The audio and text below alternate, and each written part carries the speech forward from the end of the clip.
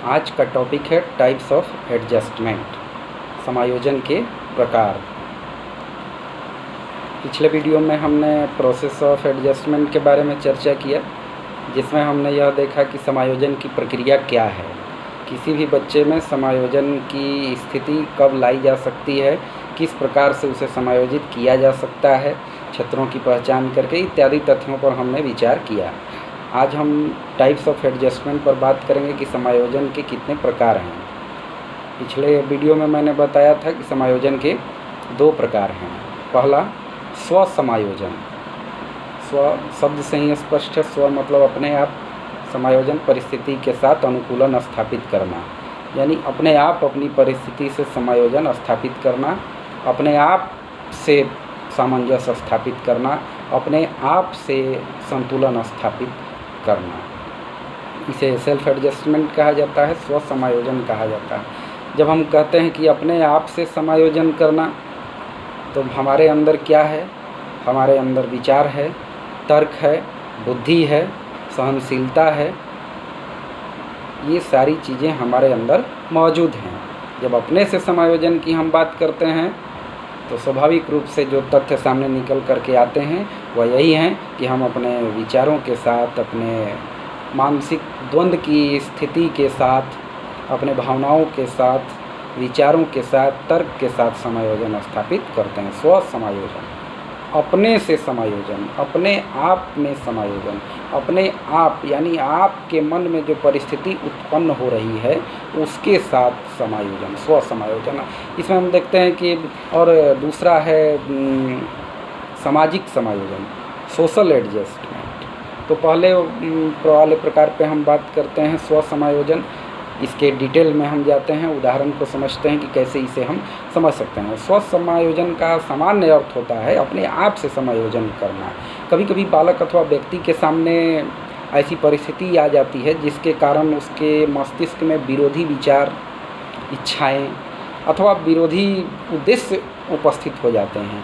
आए दिन हमारे सामने इस तरह की परिस्थितियां उत्पन्न हो जाती हैं। हम अपने विचारों से उलझ जाते हैं, अपने आप में ही उलझन की स्थिति पैदा हो जाती है, द्वंद्व हो जाता है, विरोध हो जाता है, परिस्थितियों के साथ विरोध हो जाता है। हम यह निर्णय नहीं ले पाते हैं कि हम क्या करें और क्या न करें।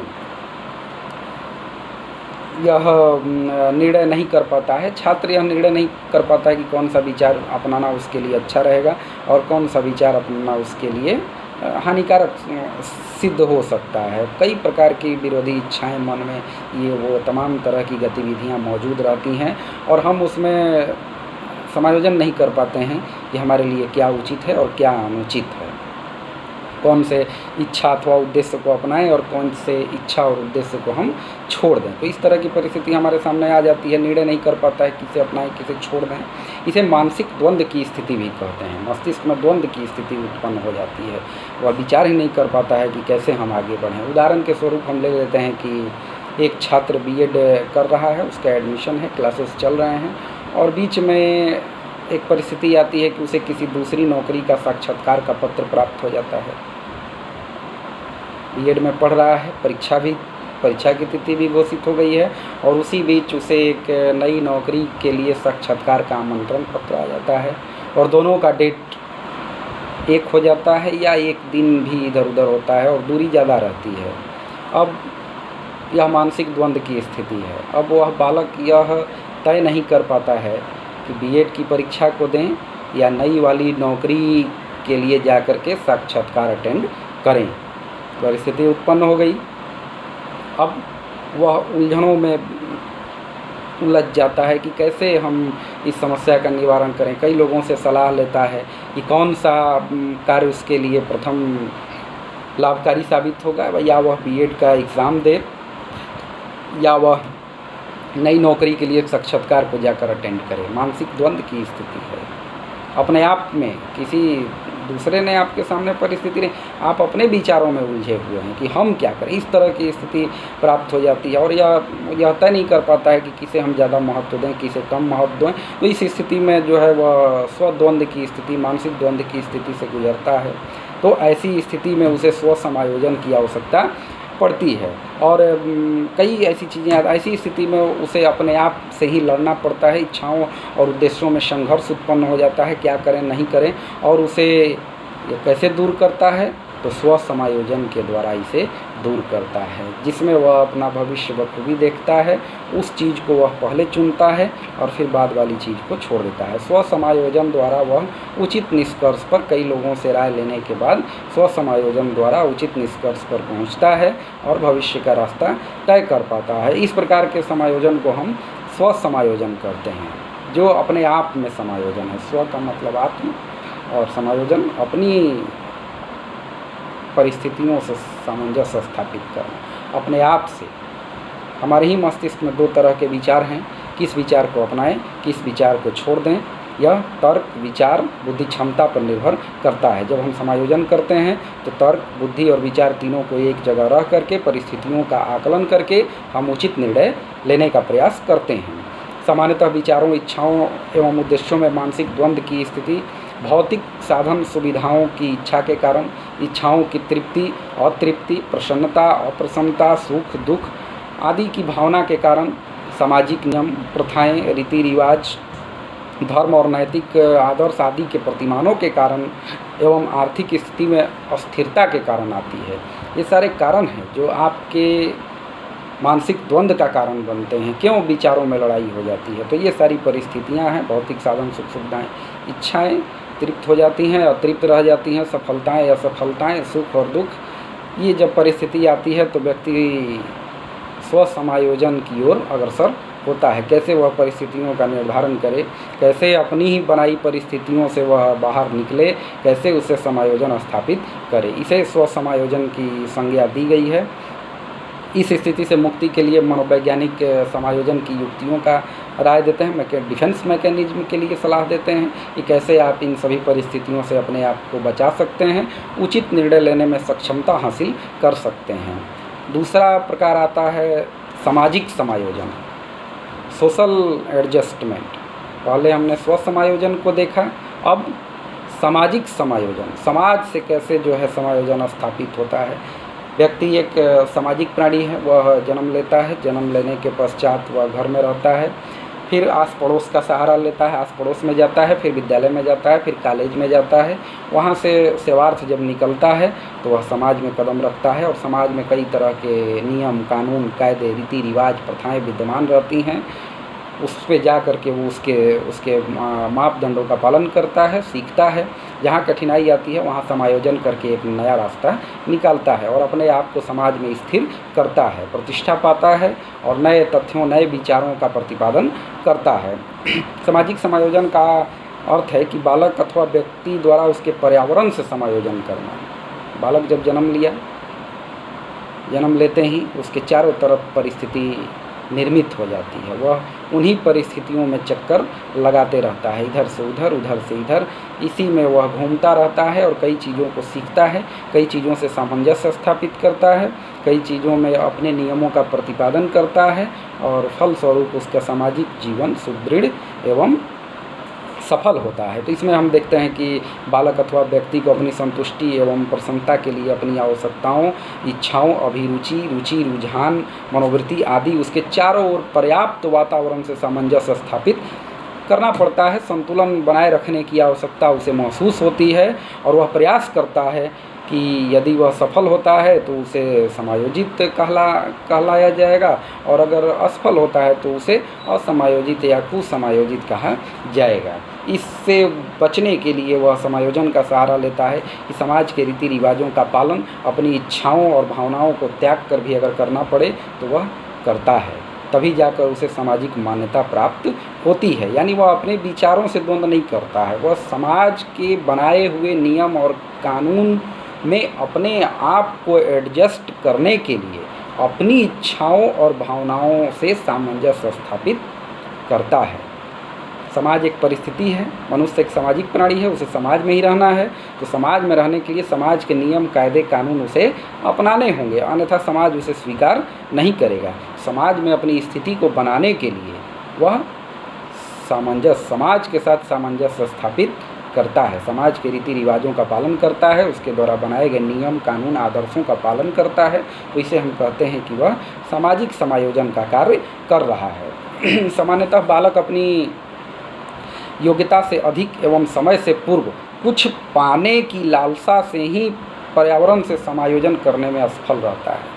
उदाहरण के तौर पर इसे हम देखते हैं कि हमारी उम्र कम है और हम समय से पहले चाहते हैं कि हमें किसी चीज़ की प्राप्ति हो जाए, तो यह समाज के नियम कानून, उसके आदर्श, उसके मूल्यों के खिलाफ जाता है। तो उस स्थिति में हम जब कोई भी कदम उठाते हैं तो वह समायोजन से अलग होता है, तो वो असफल हो जाता है। स्वाभाविक बात है कि हम अगर उस उम्र में नहीं हैं, उस स्थिति में नहीं है, मानसिक स्थिति हमारी उतनी सुदृढ़ नहीं है, बुद्धि सुदृढ़ नहीं है, तो हम समय से पहले कुछ अधिक पाने की अगर लालसा रखेंगे तो समाज द्वारा बहिष्करण का भी डर रहता है और हम असफल हो जाते हैं समायोजन करने में। यदि उचित समय पर बालक के साथ समायोजन की प्रक्रिया अपनाई जाए तो उसे कुसमायोजन की स्थिति से बचाया जा सकता है। शिक्षक और माता पिता का कर्तव्य है कि वह बालक को देखते रहें, उनके किए गए क्रियाकलापों को देखते रहें कि इस उम्र में इस तरह की मानसिक स्थिति में अगर यह क्रियाकलाप कर रहा है तो यह समायोजन की स्थिति से अलग है या समायोजन की स्थिति में मौजूद है। तो यह दोनों शिक्षक का भी कर्तव्य बनता है और माता पिता का भी कर्तव्य बनता है कि वह उस समायोजन की स्थिति से उसे बचाएं, ताकि आने वाले समय में उसे भविष्य के पथ निर्माण में अधिक कठिनाई का सामना न करना पड़े। अब हम देखते हैं कि बच्चों के व्यक्तिगत एवं सामाजिक समायोजन में सहायता कौन कौन सहायता कर सकते हैं बच्चों के व्यक्तिगत और सामाजिक समायोजन में। अभी हमने चर्चा की कि माता पिता और शिक्षक, दो या ऐसे हैं जिनके पास विचार है, जिनके पास तथ्य हैं, जिनके पास मूल्य हैं, जिनके पास आदर्श हैं, और ये उन सभी युक्तियों के माध्यम से बच्चों में समायोजन का विकास कर सकते हैं। सर्वप्रथम जब बालक जन्म लेता है तो उसके प्रथम गुरु माता पिता होते हैं, तो पहला दायित्व तो माता पिता का बनता है कि घर से उसे समायोजन के लिए तैयार करें, ऐसी घर में ऐसी परिस्थिति दें कि वह समायोजन के लिए तत्पर रहे और समायोजन की युक्तियों को सीख सके, कैसे विचारों में तालमेल स्थापित करना है, कैसे समाज में तालमेल स्थापित करना है, कैसे अपने पास पड़ोस में तालमेल स्थापित करना है, विचारों के साथ, तथ्यों के साथ, मूल्यों के साथ, आदर्शों के साथ, नैतिकता के साथ, इत्यादि चीज़ें वह अपनी प्रथम पाठशाला अपने घर से सीखता है और उसके गुरु होते हैं माता पिता। शिक्षा का उद्देश्य है कि स्वस्थ शरीर में स्वस्थ मस्तिष्क का निर्माण। इस उद्देश्य की प्राप्ति तभी संभव होती है जब बालक भय मुक्त, तनाव मुक्त एवं तनाव रहित होकर शिक्षा ग्रहण करता है, और जब इतना सारा वह कार्य करता है तो समायोजन की स्थिति अपने आप उसके मस्तिष्क में आ जाती है, वह परिस्थितियों से तालमेल बैठाना सीख लेता है। बच्चों को कुंठाग्रस्त शिक्षण दिलाने में माता पिता का अहम योगदान होता है। अध्यापक की भी महत्वपूर्ण भूमिका होती है, वे बच्चों को समायोजन में सहायता करके इसे पूरा कर सकते हैं। माता पिता के उत्तरदायित्व की हम चर्चा करते हैं तो पहला पॉइंट उसमें आता है आवश्यक सुविधाएं प्रदान करना। बालक जब शिक्षा ग्रहण करने की योग्य होता है तो माता पिता उसे आवश्यक सुविधा प्रदान करते हैं जिससे वह प्राथमिक शिक्षा को ग्रहण कर विद्यालय की ओर कदम रख सके। उसे कैसे बैठना है, कैसे चलना है, कैसे बोलना है, भाषाई ज्ञान सर्वप्रथम उसे अपने गृह पाठशाला माता पिता जो गुरु होते हैं वह प्रदान करते हैं। माता पिता को चाहिए कि वो बालकों को शारीरिक एवं मनोवैज्ञानिक आवश्यकताओं के लिए उनकी अभिक्षमता, अभिरुचि एवं रुझान के अनुकूल सभी कार्य करें। बच्चे का मन जिस काम में लग रहा है उस काम को प्राथमिकता दी जानी चाहिए, अन्यथा वह तनावग्रस्त हो जाएगा, कुंठाग्रस्त हो जाएगा और वह आगे की कड़ी में आपकी सहायता नहीं कर सकता है। दूसरा हम देखते हैं परिवार का वातावरण, जो कि बहुत महत्वपूर्ण है। आजकल के बच्चे अधिकांश तनावग्रस्त हो जा रहे हैं अपने परिवार के वातावरण के चलते। परिवार का वातावरण अच्छा न रहना बालकों के मानसिक स्वास्थ्य पर प्रतिकूल असर डाल सकता है और समायोजन में उसे काफ़ी दिक्कत आ सकती है। तो माता पिता का दायित्व है कि अपने परिवार का वातावरण शांतिपूर्वक एवं स्नेहपूर्ण रखें। परिवार के सदस्य अपने आप में सौहार्दपूर्ण जो है व्यवहार करें, घर का वातावरण शांत हो और प्रत्येक वस्तु, घटना एवं क्रिया के प्रति सकारात्मक सोच रखें, जिससे बच्चों में पॉजिटिव एटीट्यूड का डेवलपमेंट आसानी से हो सके। बालकों के प्रति प्रेम एवं स्नेहपूर्ण व्यवहार, बालक का स्वभाव ही है, वह गलतियां करेंगे थोड़ी बहुत शैतानी करेंगे, तो इससे आपको घबराने और चिंता की बात नहीं होनी चाहिए आप में। आप उसे प्रेम और स्नेहपूर्वक समझाएं और परिस्थितियों से सामंजस्य स्थापित करने की शक्ति उसे प्रदान करें। समायोजन प्रक्रिया को अपना करके, पिछले वीडियो में हमने समायोजन प्रक्रियाओं को देखा है, उस प्रक्रिया को अपना करके माता पिता बच्चों की सहायता कर सकते हैं समायोजन को अपनाने में। अध्यापक का उत्तरदायित्व बढ़ जाता है, क्योंकि बच्चा पाठशाला की ओर कदम रखता है, उसकी मानसिक शक्ति, बुद्धि और संवेगात्मक शक्ति बढ़ जाती है। उस परिस्थिति में अध्यापक का दायित्व भी बढ़ जाता है कि जो बालक हमारे सामने बैठा है वह कोरे कागज़ के समान है, कैसे हम उसमें समायोजन स्थापित करें, कैसे उसे हम बताएं कि परिस्थितियों के साथ तालमेल कितना आवश्यक है। अगर नहीं करेंगे तो हम पीछे रह जाएंगे। आप विचारों के साथ कैसे तालमेल स्थापित किया जाए इत्यादि जरूरी होता है। तो अध्यापक का कर्तव्य है कि वह विद्यालय में अच्छा वातावरण रखें, प्रेम पूर्वक जो है सारे बच्चों को पढ़ाएं। विद्यालय एवं कक्षा का अच्छा जो है और अनुकूल वातावरण होना शिक्षार्थी के लिए काफ़ी लाभप्रद होता है।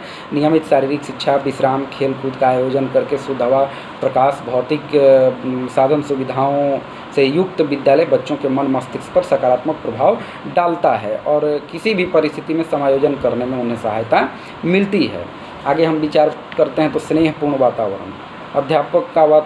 विद्यालय और अध्यापक का जो वातावरण है वो स्नेहपूर्ण होना चाहिए। बच्चों को डांट फटकार करके शिक्षा न प्रदान कराई जाए जिससे वह तनाव युक्त हो जाएं और आने वाले समय में आपकी भाषा को, आपके विचार को समझने में अपनी असमर्थता जाहिर कर दें। संतुलित गृह कार्य, जब आप बच्चों को विद्यालय से छोड़ते हैं तो उन्हें संतुलित गृह कार्य देकर छोड़ना चाहिए, जिससे वह घर जा कर के आपके द्वारा बताए गए सभी युक्तियों का प्रयोग करके अपने गृह कार्य का संचालन करें। गृह कार्य को उचित ढंग से पूर्ति करके आपके सामने अगले दिन कक्षा में प्रस्तुत हों।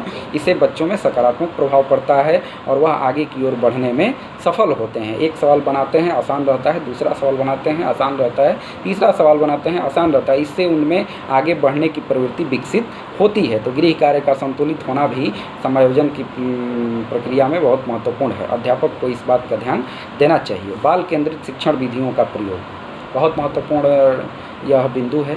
बाल केंद्रित शिक्षण विधियों का प्रयोग, हम किस बालक को पढ़ा रहे हैं, किस आयु वर्ग का है, किस मानसिक क्षमता में है, किस बुद्धि लब्धि में है, यह बात हमें ध्यान में रखनी चाहिए। उसकी आयु के अनुसार ही शिक्षण विधियों का चयन करके हम उनसे शिक्षा ग्रहण कराएं ताकि वह आसानी से आपकी बात को समझ सके। कई बार इसका उदाहरण द्वारा क्लासरूम में प्रयोग किया गया है, आप लोग इसे बखूबी समझते हैं। आगे बात करते हैं उच्च आदर्शों का प्रस्तुतिकरण। बच्चों के सामने हम उच्च आदर्शों का प्रस्तुतिकरण करते हैं, उदाहरण का प्रस्तुतिकरण करते हैं, तो बच्चों में पॉजिटिव एटीट्यूड का विकास होता है और वह कुछ अच्छा करने, कुछ नया करने की प्रवृत्ति की ओर आगे बढ़ते हैं, जो समायोजन करने की दिशा में एक महत्वपूर्ण कदम साबित होता है। वह विचारों और परिस्थितियों के साथ तालमेल स्थापित करते हैं। व्यक्तिगत भी और सामाजिक भी, दोनों तरह का समायोजन विद्यालय में उनको करना सिखाया जाता है और यह शिक्षक का दायित्व है कि वह ऐसे शिक्षण विधियों का चयन करें जिसके माध्यम से वह व्यक्तिगत और सामाजिक दोनों समायोजन का गुण बच्चों में डाल सकें। तो आज के लिए इतना ही, धन्यवाद।